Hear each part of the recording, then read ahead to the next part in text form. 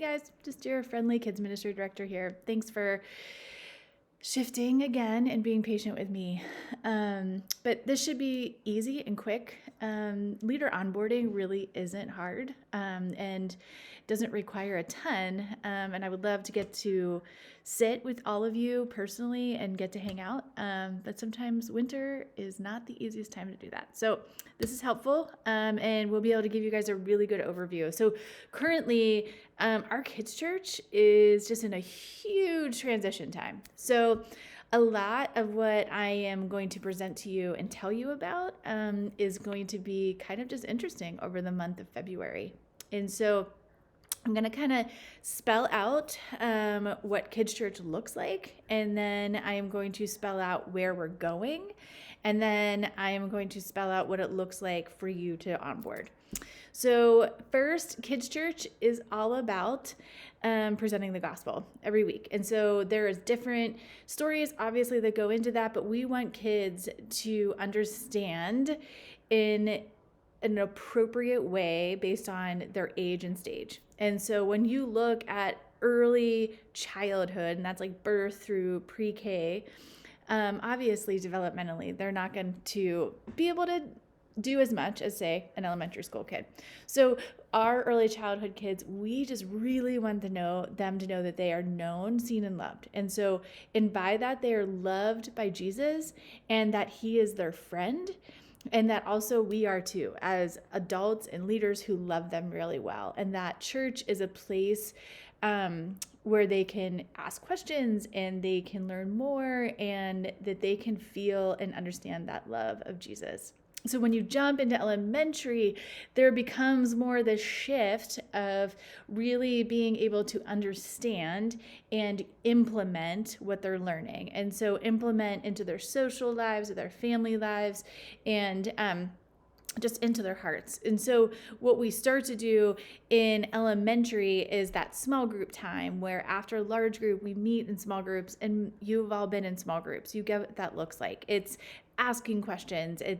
It's funneling down to the real point of the story and being able to attach that to our hearts and use it during the week.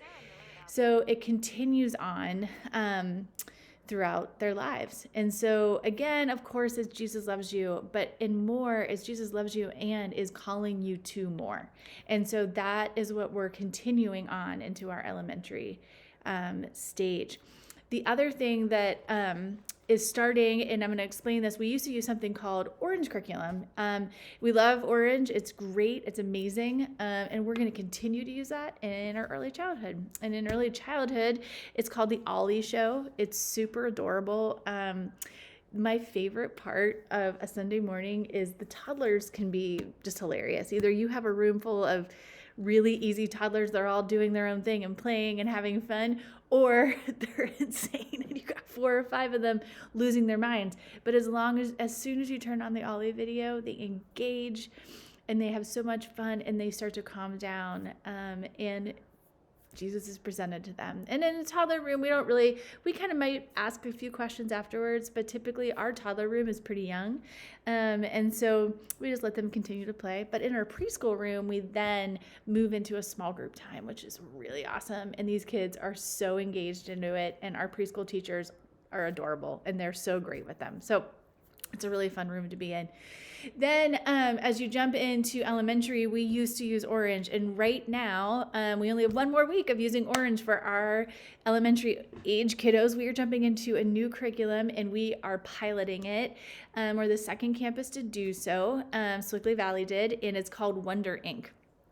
And Wonder Inc., the thing we are starting to realize in Orange is that we were doing less of the opening of a Bible, of learning the books of the Bible, of all of that. But granted, I mean, we get 10 minutes with these kids. If you think about it, with a lesson and some worship, it's really 10 minutes of their brain power. So we want to capitalize on that. And we know they're not going to learn every book of the Bible on a Sunday morning, but we really want to engage them in a really deep and meaningful way. And so Wonder Inc. is something we're really starting to do. And so it's all about wondering about Jesus. And so as kids come in on a Sunday morning, there'll be a question up on the screen. And I'll use this as an example. The question is kind of just an opening kind of icebreaker question. And for the very first week is, what kind of bread do you like? So it's going to talk about bread, and there's going to be just, you can ask kids, hey, what kind of bread do you like? What do you like to dip it in? Do you ever put anything on it? And I can tell you right now, my kids are obsessed with bread. It's absurd the amount of calories in which they can consume of bread, and the amount of Nutella. It's disgusting. But anyhow, so kids will have a lot to say about bread. And it's just simple icebreaker questions. But as we move through the morning, that theme of bread and the story that will go along with it could obviously be when Jesus feeds the 5,000, and what does that look like?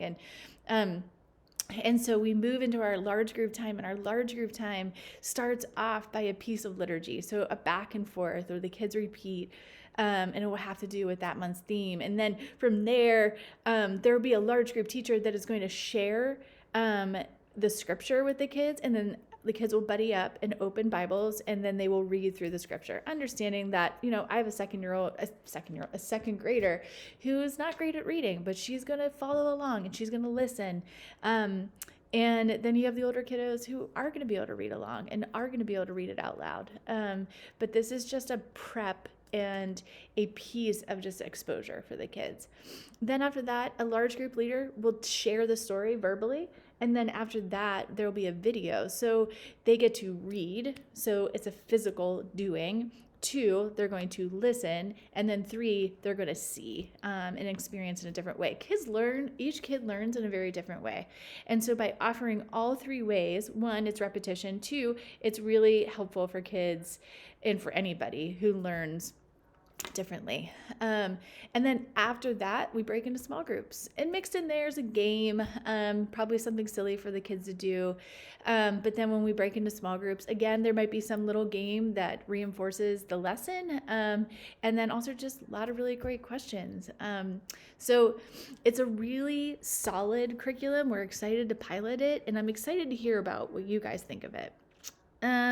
So that is a really good, easy overview of what Kids Church looks like. And I kind of threw in our new piece of our curriculum. But Kids Church, Sunday morning, what is it about? 1, it's relationships with parents. Parents are going to be dropping their most precious possession off on a Sunday morning. Are they kind of used to it? They are. But they want to know their kids are safe. They want to know that their kids are loved, and they want to know that their kids are going to have fun, and they're going to learn about Jesus. And so a lot of what our job is on a Sunday morning is getting to know mom and dad or grandma or whoever's dropping off. We do have a lot of mixed families at Dormont, which is a really amazing thing. But that is really an important step. So one thing we do in Kids Church is we try to remember something really great about a kid. So that I'll use my kid as an example, Addie Mae. She could come in, she could color a really fun picture, or she could have a really great answer.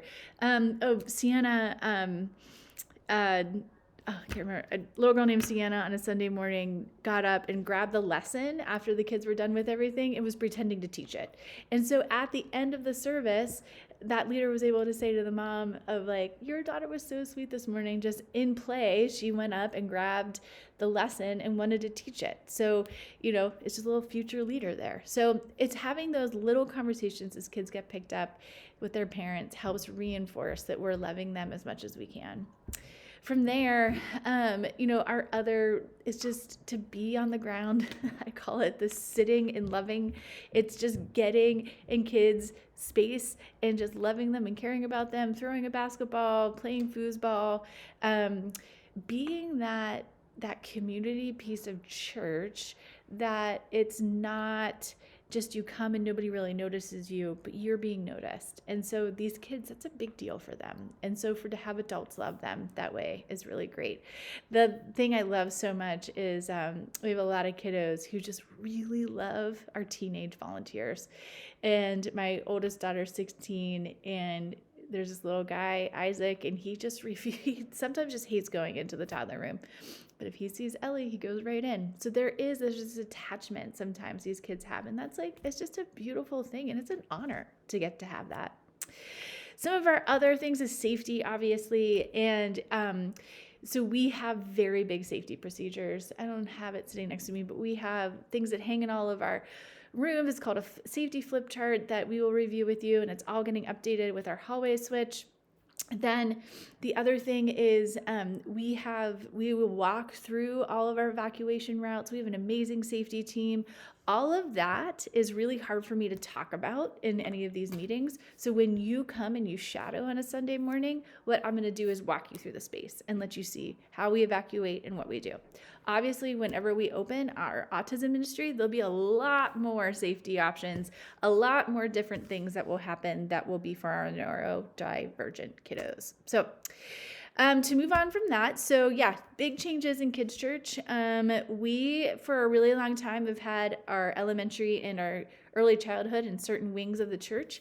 Because of opening our autism ministry, which is currently next to our early childhood wing, we need to switch hallways. And why? Is because our autism ministry is not a check-in and stay within that autism ministry space.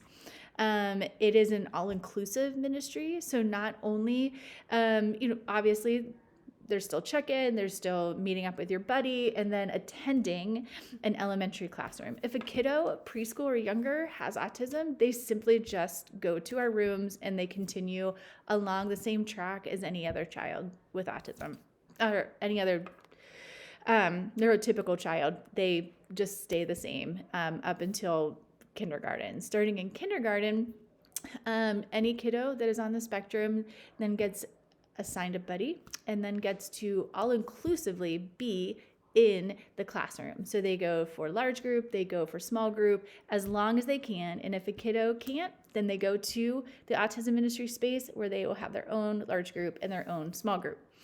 It really does depend. And so with that, we wanted to make sure our elementary hallway was as close to our autism ministry wing as possible. So transitions are easier and that it's close enough if a kiddo really needs to get to that space again. So it's really great. Our autism ministry space has been built out. It has not been furnished yet. We are in the process. Our autism ministry is amazing and has started at our Sewickley Valley campus and has now piloted at our Wexford campus. Every time one of these autism ministries pilot and begin, it takes a long time to get everything rolling, getting parents on board, getting the whole church on board. It's not just a ministry of kids ministry, it's a ministry of the church and of the campus. And so it might seem like we're taking a long time and it might be something we've talked about forever, but we want to do it with absolute excellence. These parents are so used to walking into school and fighting so hard at their daycares, fighting so hard within their families that they need accommodations and they need certain things. We at Northway don't want to mess that up. We don't want to mess up this relationship. So what we're doing is our best to make our space, our leadership, our kiddos, everything to a space and way that will only bless them. We are not perfect people and we will not do it perfectly, but right now we're kind of in line to be next. And so I'm really excited, and all of what we're doing in this next kind of phase is getting us there. So me onboarding way more volunteers is key. We can't open our autism ministry until we have way more volunteers. Serving in Kids Church is essential ahead of volunteering in our autism ministry, because you need to know the ebb and flow and you need to know the other students. I like to give this example. When we went and I've gone to other campuses to watch a Sunday morning with autism ministry, and oftentimes you have a kiddo who comes in with their buddy and, doing all the things, right? Might not be paying attention, might be running around the room, might need sensory touching or things. And so, but then you have kiddos in the room who don't need that. And sometimes it's a little bit hard trying to help get those two connected and help them see this is needed and this is needed, and how do we meet in the middle and how do we love through it. And so we need to build those relationships and we need to know all the kiddos so that we can help them through it. Again, I'm really pumped. Some things coming up for those of you who are onboarding because of autism ministry. We are in a phase and stage right now of the hallway switch. And so that is going to happen this next week. I have over 100 packages of things coming to put together and do. I hear my child coming downstairs because they're home from school. So she's going to ask me a question. Sorry. Addie, I'm recording a video and I need you to go upstairs. Get a snack and then go back upstairs. Sorry. So we are moving into the stage after that is going to be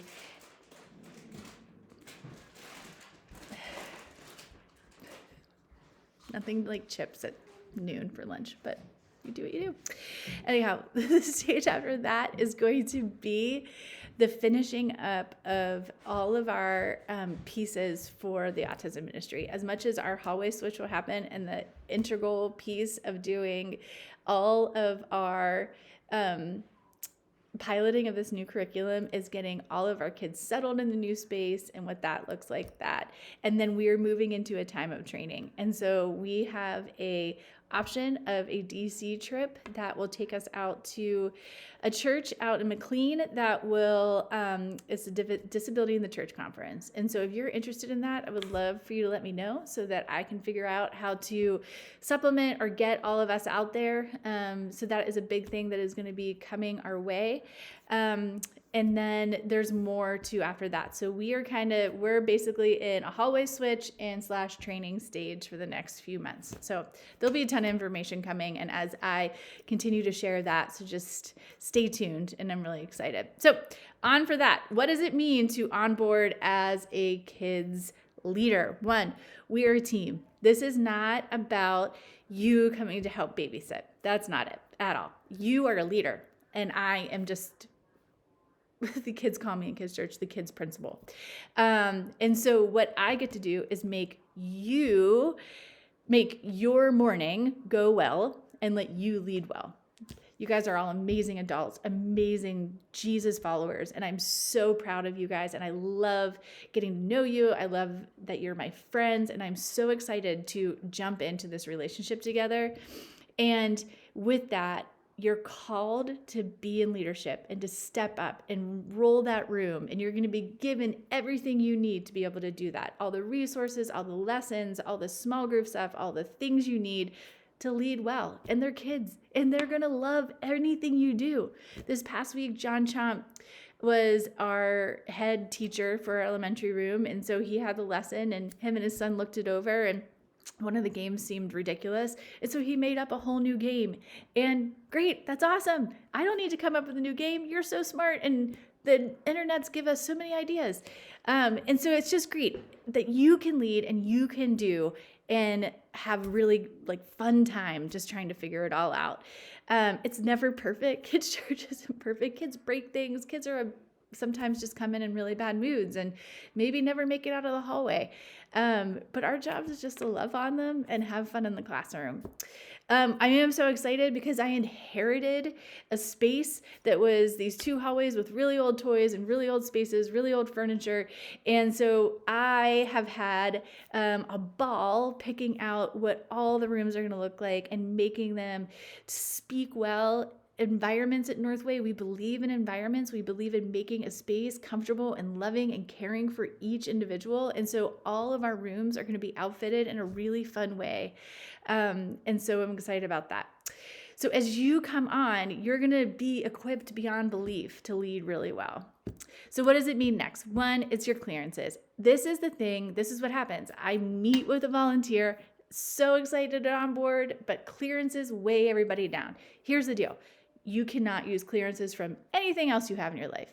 I have clearances at literally every building in Mount Lebanon and all the different things I volunteer for. Each individual clearance has to be done at that individual place. And so it's a thing. It's frustrating. I get it. But really, because most of us are doing it all the time, they come back really quickly. So there's PA child abuse, and then there's the federal one. And then if you have lived in Pennsylvania, then you all you have to do is just sign an affidavit and have it notarized. It's super fast, super easy. I can give you a bunch of different notary places. The other thing is, if you haven't lived in Pennsylvania for 10 years, you've got to get fingerprinted. And so it's super easy. The library in Upper St. Clair is usually where I send people because it's kind of nice. You can pick up a book while you're there. And it's super quick to get in and out of. Sometimes that takes a little while to come back unless you've done it lately. Then it comes back fairly quickly, probably within a couple of days. But getting your clearances done means you can serve. And that is just huge. Serving, what does it mean? I would love for you to let me know if you want to do early childhood, which is birth. So our baby's room, our toddler room, our preschool room. Our baby room, I'm going to tell you, nobody likes to check in their babies. I don't know. I don't know why. They hold them in service until they start to like happy yell and happy be silly little babies. And then once they find their voice, they tend to check them in, or they just figure out how to keep them quiet for a really long time. So it's funny. I feel like our infant room is the cleanest, most beautiful space. But we typically get them when they're toddlers. But our infant room is really important still to have leaders in there and have that as an option for parents who want to check their infants in. Our toddler room is awesome. It's typically younger toddlers. They're sweet, they're cute, they're insane sometimes. But if you're the type of person that loves to kind of battle through a little bit of the initial 10-minute crying, that's a really great space. And the kids are just, they're so funny and they're so great to hang out with. And our preschool room is beyond awesome. I love it. I might have to admit, preschool is kind of my favorite. When you sit them down, they have the best things to say, and they are so funny and so sweet, and they love Jesus so unconditionally, and they'll love you unconditionally.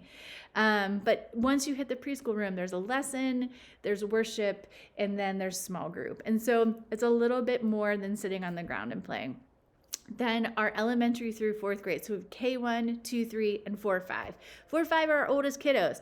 And in there, it's kind of really a lot of like talking about school, talking about friends, they will engage, they want to play games, they want to kind of jump off the walls a little bit, but it's an amazing room to serve in. Our 2, 3 room is where the kids get all of their energy all of a sudden. They're just busy. And so there's a lot of busy time with them and a lot of moving and a lot of engaging and silly conversations. Our K1 room tends to be a little bit more subdued. And so you got those little kindergartners who have kind of jumped up and they love to color and they love to chit chat with you and they love to make you things.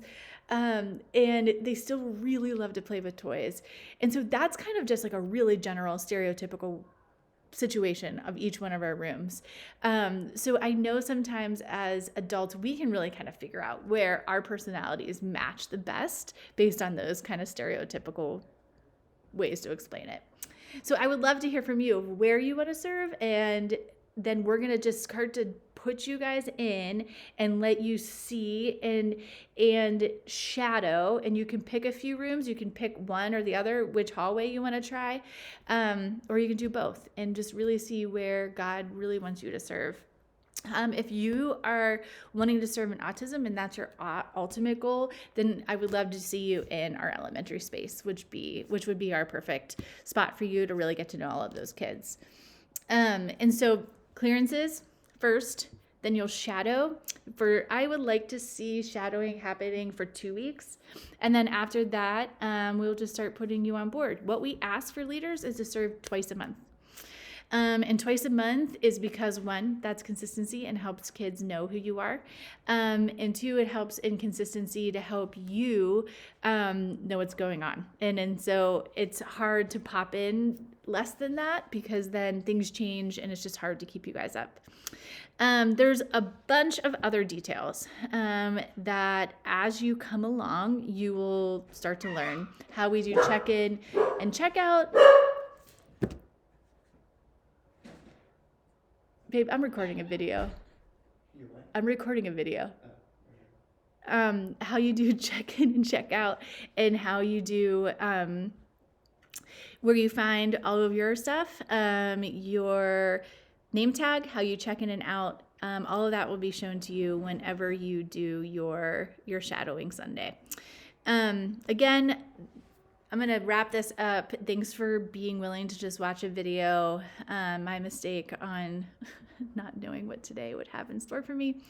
But I'm excited to get you guys on. This is going to be just a really fun season to be a part of Kids Church. And just our team, I can tell you, is just everybody is great friends.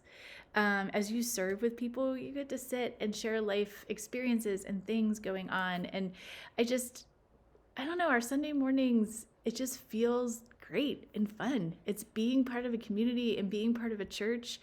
And you really, I always joke, you really get to see the inside of a lot of people's homes. And so people you might know really well and you get to chat with on a Sunday morning, once you get to hear their kids and see their kids' hearts and to see what those kids like to say about their parents, changes a lot of just how you view your relationships in the church and how you continue on in community. And I just think it's really an honor and it's really fun.